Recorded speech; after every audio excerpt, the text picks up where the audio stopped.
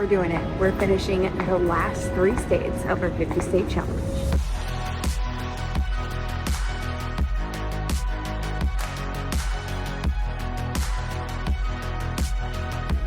Welcome back. We're here at IAH, our home base of sorts. This is where we fly out of all the time. This flight's going to get us to our 48th state in 12 months. That's so hard to believe. Correct. This will be our 44th flight for the entire year. Technically, we've flown around the world almost 4 times with all the mileage we've covered. It's insane. And we're crazy. coming on our 57th bed for the entire year, which averages out like a new bed every single week. That's wild. It's been a long year, very stressful. Juggling that along with everything else that we've been doing. We're happy to be here, and we're happy that you guys are coming along with us. Let's take you to our 48th state. Let's go. Securely fastened, and carry-on items stowed until the aircraft is parked at the gate, and the captain has turned off the seatbelt sign. Use caution when opening overhead bins to avoid injury from items that may have shifted in.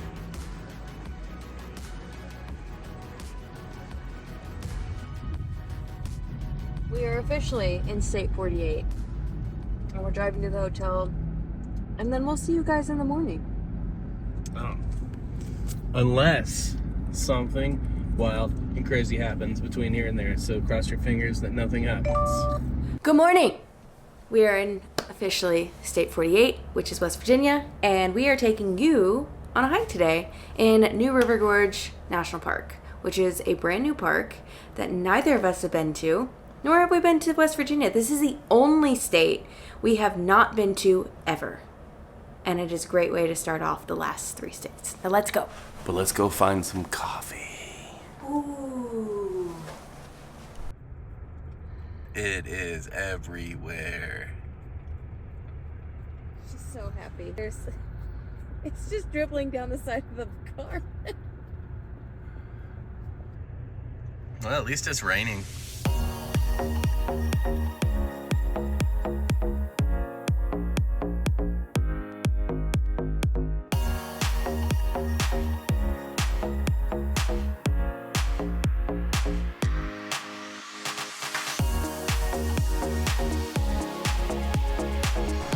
Welcome to New River Gorge National Park. It's the newest national park. I think the plan is we're gonna go inside and get Nicole a stamp, then we're gonna go look at the bridge, and then we're gonna drive this thing, and then I think there's a hike that Nicole wants to do down here.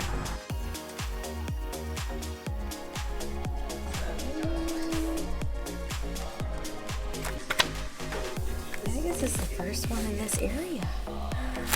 Exciting.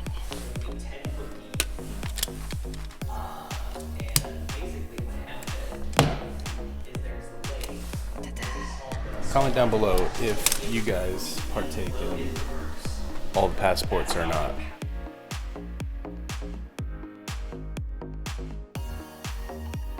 The gorge is home to over 1,500 species of animals. In fact, there's over 50 different types of mammals, 50 different types of amphibians, and 40 different types of reptiles just in this area of New River Gorge. Also located in this area is the Bluestone River and the Gauley River, and this area is very well known for its whitewater rapids, kayaking, floating the river, and mining towns. There's also room for fishing and hunting inside of the area, as well as rock climbing, bike trails, and hiking trails. The hunting, you will need tags, and all of the fishing inside the park is catch and release. You can catch bluegills, catfish, and bass in this river.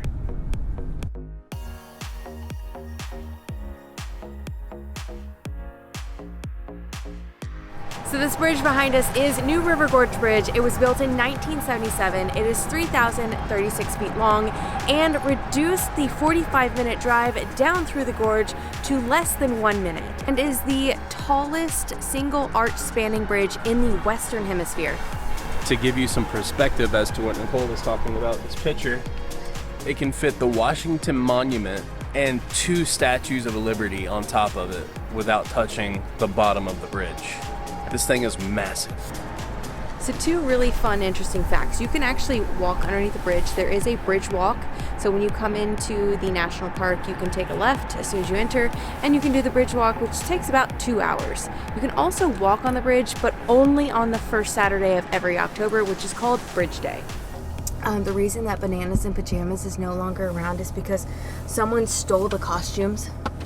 They couldn't remake them? No, like someone from Russia stole the costumes and held them hostage for like over $170,000 or something ridiculous. They couldn't remake them? No. This sounds like a silly thing. No, it's been like a thing that's like they hijacked the Bananas in Pajamas. No, okay, that makes sense that they couldn't make more episodes because they were making obscene things with the costumes. Oh, I know. But in that same sense, though, anybody Super can make a Bananas in Pajamas costume. I'm gonna find this article. I turned the camera on for this. We're here finishing up. There's a little walkway that you can walk down and see a better perspective of the bridge. About to walk down, and this bus pulled up, full of children. The teachers wouldn't let them pet Daisy, so we made her sit on a picnic table, and they were all enamored. We made Daisy wave at them, and like in chorus, they were like, "Ah!" Because this happens a lot with us. Daisy's the star of the show. The kids, for sure, are going to go back, and we went to the new River Gorge National Park today, and the highlight was we saw a dog and it waved at us.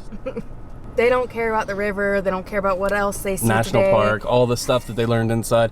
It was the dog that waved. We're going to go drive the Fayette Station Road and then make our way to the hike that we planned for today. So this Fayette Station Road is the road that the bridge cut off. So this is a 45-minute one-way drive. The road that the bridge replaced and cut the time down to less than a minute. Despite its name, New River, it is actually not a new river at all. In fact, it's older than the Appalachian Mountains themselves.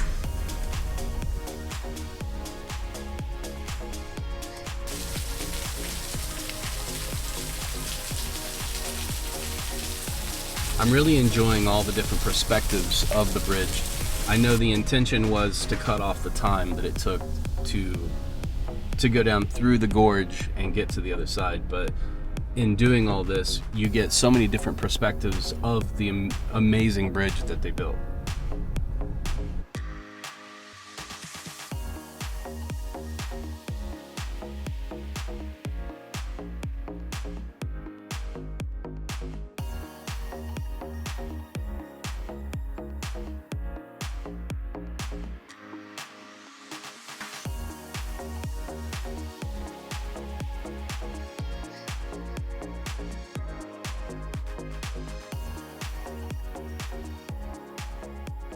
Well, I think we're ready to go hike. Where are we hiking? Endless Wall Trail. We're gonna try and make it down to Diamond Point, and it is drizzling, so we'll see if we can do the whole loop trail or not. It's only an hour and change. It's only 3 miles, so Shan't be too bad. let's just see how bad it rains. Lots of parking here. And this is where we are, and this is the little trail that we're gonna do. And we're trying to make it down here to this lookout point.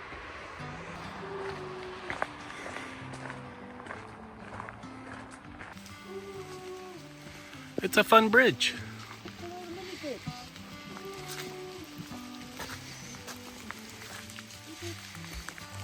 My turn.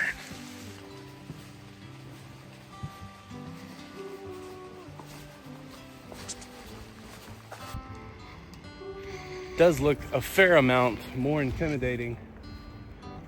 I don't think we're going all the way to the bottom of it, but No, this trail doesn't go to the bottom. It's just a wall trail.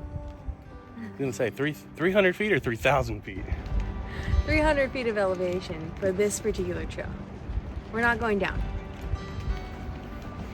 I promise. I'm having Zion feelings right now. Flashback? Anybody else out there like to know what they're getting themselves into, regardless of whether you actually want to do it or not? It's like the mere understanding that, all right, this is what I have to do. It's 2 miles. It's up 1,000 foot of elevation. It's just knowing. You can prepare yourself mentally for it. This one back here likes to keep me in the dark. Well, sometimes I like the element of surprise, but most of the time I know. She knows I'll say no. Hey, the sawtooth was planned, okay? And whoop my ass. It's a good hike, though. It was fun.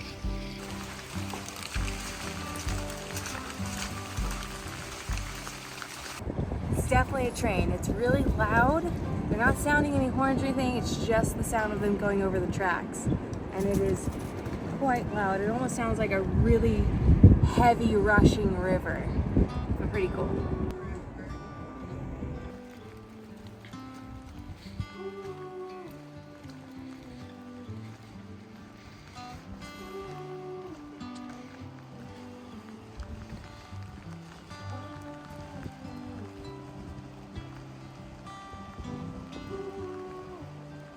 Are you wet, pup? It's only a little wet out here. No big deal.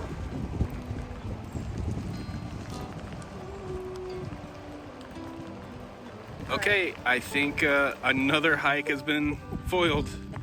What do you think? It's getting harder, and as you can see, the gorge is being covered with rain, and we're being covered with rain, and we're about halfway to the point. So I think it's probably gonna look just like this.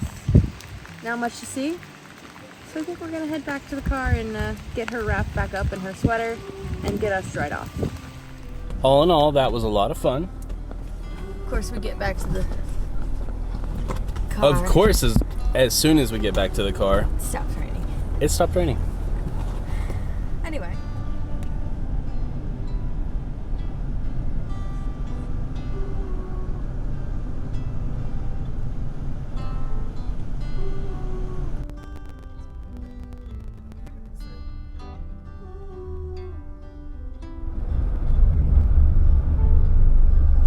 And where are we? It's called Thurman, West Virginia. So it's technically inside of the park. So this train station was the main train station for this particular area. It was not only the main train station, it was actually the busiest part of the Thurman Railroad. So it banked in 5 million receipts in 1910, which is insane. $5 million way back in the 1900s is just crazy to even think about. But this is kind of the heart of the town. Yeah, so it ceased to exist in 1984, and then CSX took it over, and basically it's only for freight trains for the most part. But in the summer, you can come over to the rail station, and it is an actual visitor center that you can come in and hang out. I have no idea what's in there, but it'd be really cool to find out. Freight trains still pass daily through Thurman, and the town serves as a flag stop for Amtrak. The downtown commercial area, depot, and many hillside structures preserve the historic district by the National Park Service and exhibits and self-guided tours. Neat. So Amtrak does still come through. They do still come through. This is officially the historic town of Thurman. It still amazes me that everything's built into the side of a hill here. All these rock walls and everything. People live up here. There's an Airbnb. You can stay right here as well. Out your window, done. Look what they have in their window. Spicy little church. Real spicy.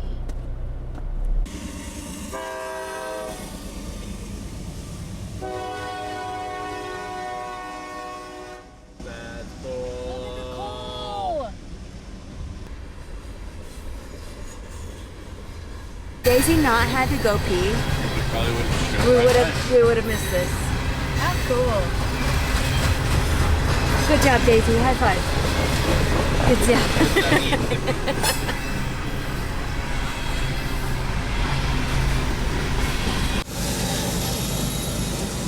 This thing is such a big train, and it probably weighs so much that they have an engine in the middle of all the cars too. So there was one in the front, there's one in the middle. I'm gonna guess that there's gonna be one in the back too, pushing. This is fun. Yeah, very cool to see. I know that these weren't original homes and stuff, but I think some of like the bases of these homes are probably still original. Yeah, I can see that for sure. Very interesting how people used to live in areas like this, tucked way back here. Indeed. Come down here, see the railroad. Better Come in the yet, summer. ride the railroad. That would be really cool. We may come back and do that. Yeah.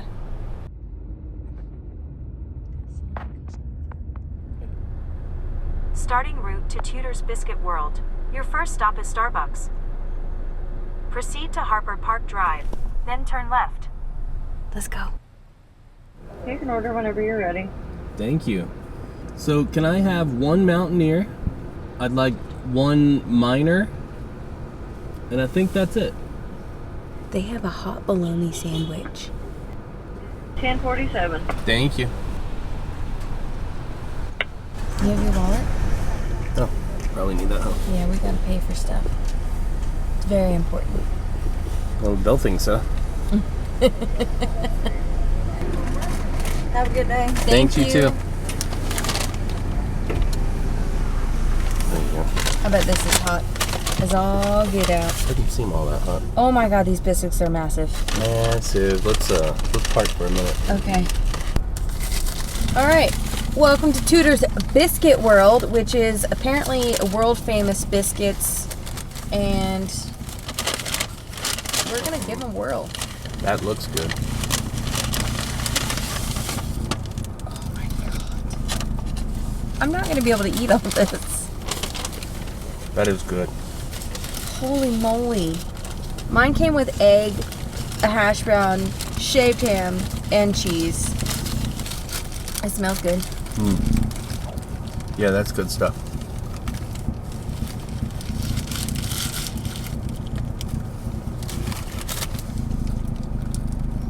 But the biscuit is very good.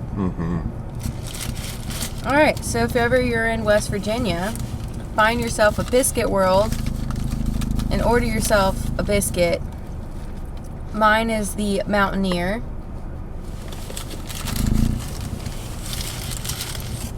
Or the Minor. Like I'm mining stuff, not like underage. Because we are, again, in a mining town. There's a coal mining museum back in Beckley where we stayed, but they don't open till 10 and we've got to get on the road because we are off to State 49. Woo! Is it? I think so. Is there a line? Is there a sign? I don't see any signs or lines, but it looks, there it is. Oh, it's official! All right. State 49. 49 and a daisy butt. Daisy, get back in the back seat. I mean, we haven't done anything in the state yet, but one state away from our 50 state challenge. This is crazy.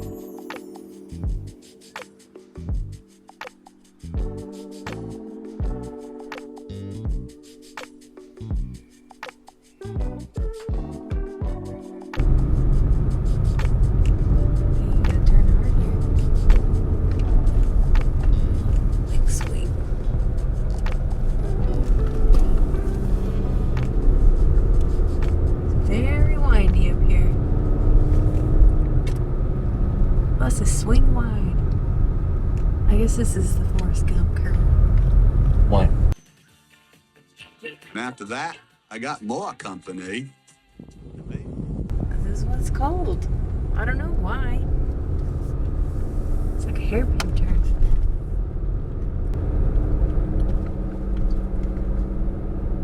It's having such a hard time focusing on anything because there's... If you can like, see look at these these people...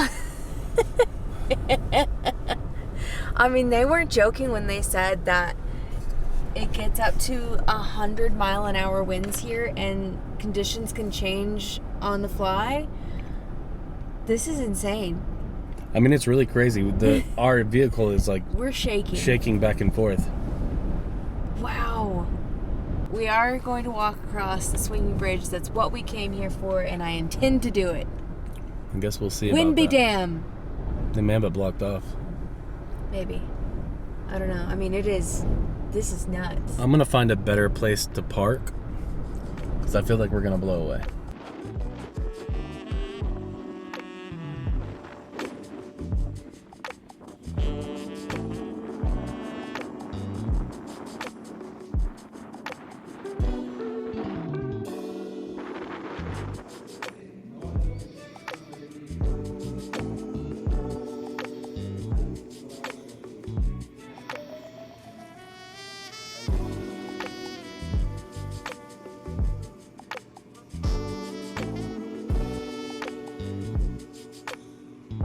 This whole room is dedicated to Hugh Morton, which is known as the guardian of Grandfather Mountain. He's taken pictures here for a long time. The official U.S. weather station is located atop of the swinging bridge and reports daily weather observations since 1955. We will not be seeing that today. We'll see the bottom of it, I'm sure, but not the top. The new bridge is constructed of aluminum and galvanized steel for low maintenance. It used to be a wooden bridge that would swing a lot, but now that they've made the new bridge out of aluminum and steel, it doesn't swing as much. However, in high winds, probably like today, it does sing and is also known as the Mile High Singing Bridge. I was noticing downstairs, there's a TV that was showing different pictures and stuff, but the winters here, I mean, the winds are always high. And the winters here are amazing because the water or the mist blows into all the metal pipes and bridges and everything, and it all ends up freezing. And so it's crazy how it looks. Oh my gosh. This says the lowest recorded temperature ever recorded here was below or negative 32 Fahrenheit, and the highest wind speed that has ever been recorded here was only a few years ago in 2019 at 124 miles an hour. 124! But also they have weasels. Look how cute this weasel is.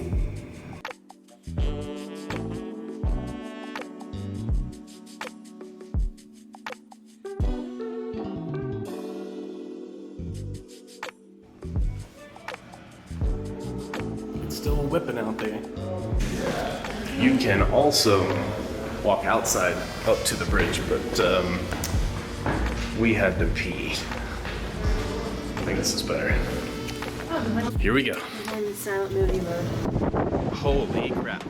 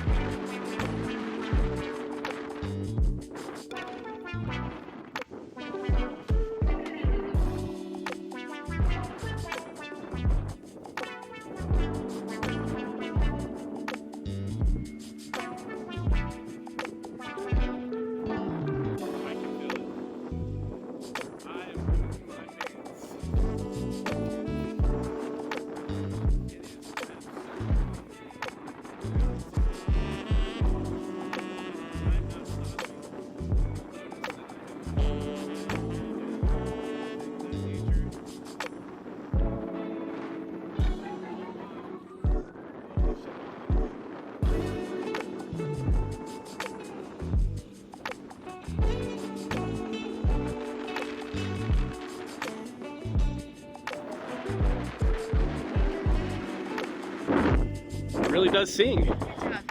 So proud of you for making it for us. It's so windy and it is singing beautifully today, actually.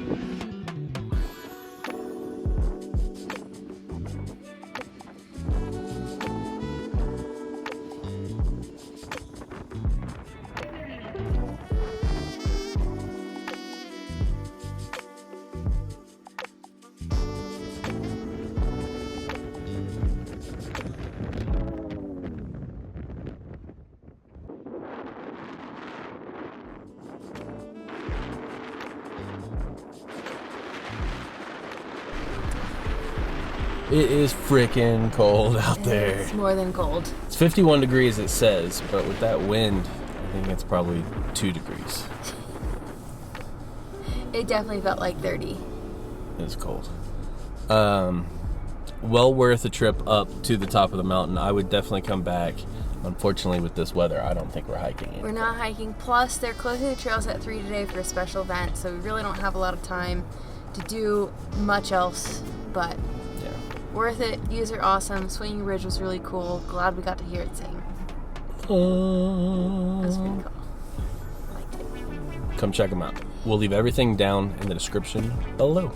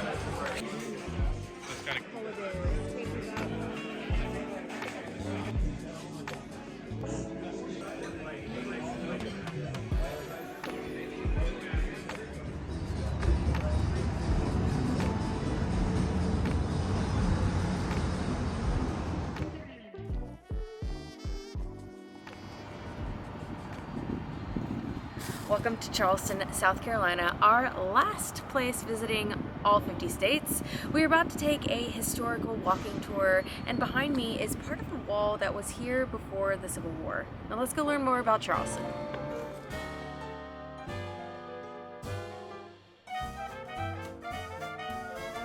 Charleston was founded in 1670, originally established as Charlestown in honor of King Charles II of England.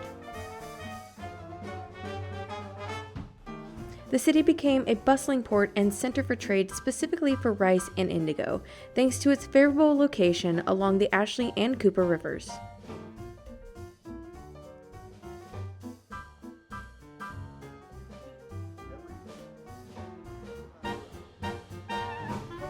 In the early 18th century, it grew into one of the wealthiest cities in American colonies, attracting settlers from various backgrounds including English, French, and African.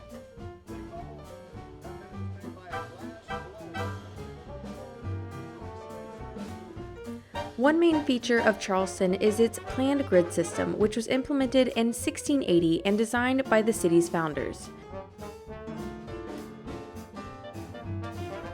This grid helped organize the rapid expanding settlement. The layout was not only practical for navigation and trade, but also reflected the enlightened ideals of order and rationality. Having a grid system made it easier to allocate land and build homes, which contributed to Charleston's development as an urban center.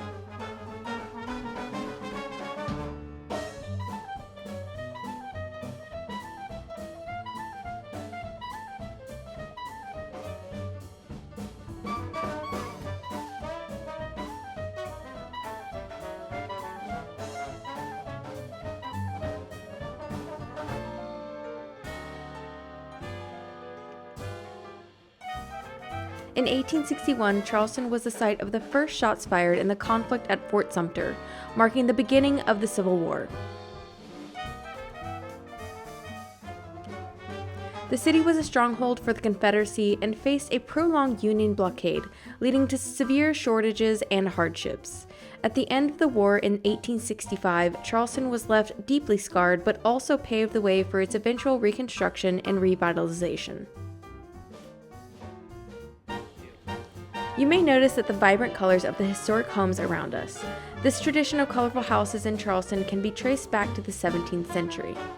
Many believe it was a way for residents to express their individuality, but some say that it has ties to Barbados and the children of plantation owners branching out to other lands. Additionally, the bright colors helped to reflect sunlight and keep homes cooler in the hot southern climate. The iconic Rainbow Row is a series of pastel-colored homes along the East Bay Street.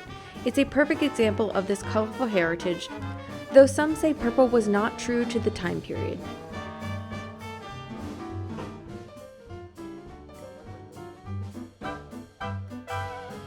We really enjoyed that tour. Tons of history here in Charleston. If you want to immerse yourself into Charleston as soon as you get here, book yourself a tour. We booked ours on Viator. We'll leave all the link information down for you below. Enjoy your tour, and as for David, he was amazing.